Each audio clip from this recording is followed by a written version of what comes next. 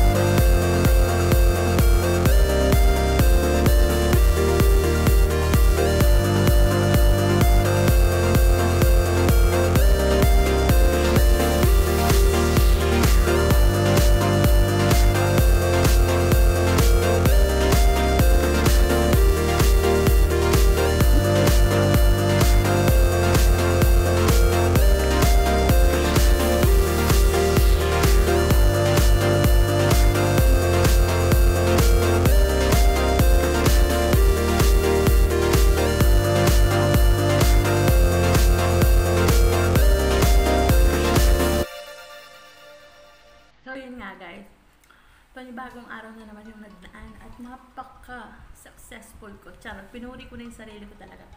So, sobrang worth it yung paghihintay ko ng napakatagal at saka mahirap alisin yung balat. Pati lalo na yung buto, guys. Sobrang hirap. Kailangan pala maliit lang na kutsara yung gagamitin mo kasi yung malaki napunit yung mga sili. Kaya kailangan pala yung pinakatangkay lang niya yung gamitin mo para makuha mo lahat ng buto kasi mapait yata yun kaya tinatanggal nila. So yun nga guys, so kakainin natin to. Yan, mamaya wala na to. Yun na nga, panibagong araw na naman. Kung nagustuhan nyo man yung na-share ko, try nyo to sa bahay. Siguradong magugustuhan to ng pamilya nyo. Hindi siya masyado maanghang, in fairness talaga. Akala ko talaga maanghang siya. Tapos, like nyo yung video na to. Kung nagustuhan nyo, give this a thumbs up. And click nyo talaga yung notification bell dahil marami pa po akong i-share sa inyo na mga DIY food, yung mga kayang-kaya nyong gawin, especially this quarantine. So, yun na nga guys, magpapaalam na ako. See you guys on my next video. Bye!